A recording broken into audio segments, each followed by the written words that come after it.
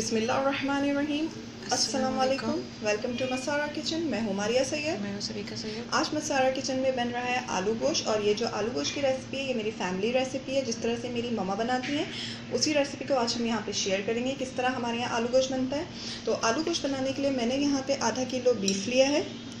इसके बीफ के ये नॉर्मल पीसेस जो कि नॉर्मल गोश्त सालन बनाने में जो बीफ के मीडियम साइज़ पीसेस होते हैं वही करवाएं यहाँ पे नॉर्मल। देखिए इस तरह से नॉर्मल पीसेस हैं बीफ के। इसके साथ ही यहाँ पे 8 मीडियम यहाँ पे आलू लिया है। 8 आलू मीडियम साइज़ के यूज़ करूँगी मैं इसमें डालूँगी। इसके साथ ही यहाँ पे बड़ी प्याज जो बड़ी वाली प्याज होती है वो मैं यहाँ पे 3 अदद यूज़ कर रही हूँ। उसके मैंने 1/4 पीसेस कर लिए हैं प्याज के। स्पाइसेस में आलू गोश्त में जाएगा 3 टीस्पून लाल मिर्च पाउडर, 3 टीस्पून धनिया पाउडर, 1 टेबलस्पून ड्राई रोस्ट सफ़ेद ज़ीरा पिसा हुआ, 2 टेबलस्पून गार्लिक जिंजर पेस्ट अदरक लहसुन का पेस्ट, 1 टीस्पून हल्दी पाउडर। और ये आलू गोश्त का पूरा प्रोसेस जो है वो रेडी होगा वो इस जो छोटी प्याली होती है उससे मैं 1/4 कप ऑयल डालूँगी। ऑयल कोई भी कुकिंग ऑयल यूज़ कर लें। सही, तो चलिए अपने प्रोसेस की तरफ चलते हैं इसे किस तरह से रेडी करना है।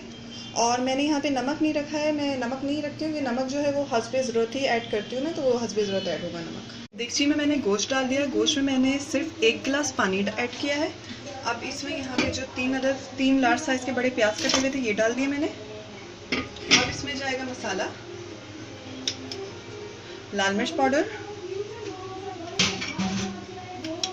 धनिया पाउडर,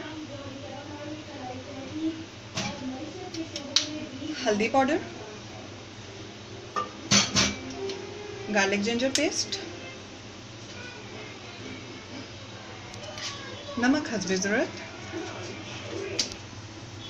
ऑयल,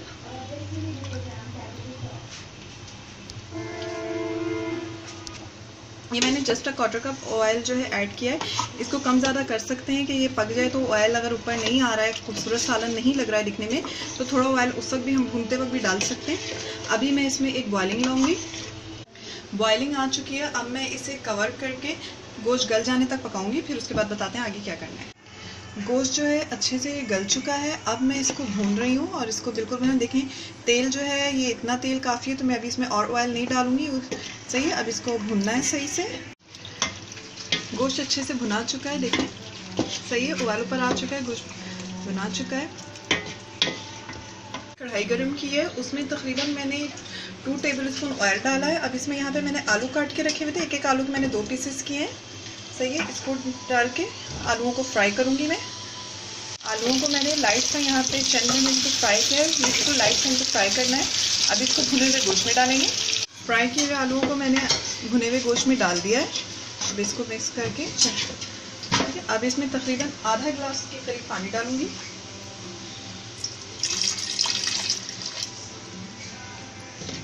मैंने ऑयल में जिस ऑयल में आलूओं को फ्राई किया था वो ऑयल नहीं डाला क्योंकि ऑलरेडी ऑयल था ज़्यादा। लेकिन अगर आपको लग रहा है कि ऑयल कम है तो फिर वो ऑयल को भी ऐड कर दें इसके साथ। सही है, अब इसको यहाँ पे मैं एक बॉयल आने दूंगी और फिर कवर करके आलूओं को गलाऊंगी। आलू गल चुके हैं। अब जो मैंने यहाँ पे ड्राई रोस्ट करके सफ़ेद ज़ीरे को पीस के रखा था ऊपर से वो इस पर डालना है, और 2 से 3 मिनट हल्की आंच में ऑयल ऊपर आने तक इसको दम दूंगी, फिर सर्व करके दिखाती हूँ। मज़ेदार आलू गोश्त रेडी हो चुका है।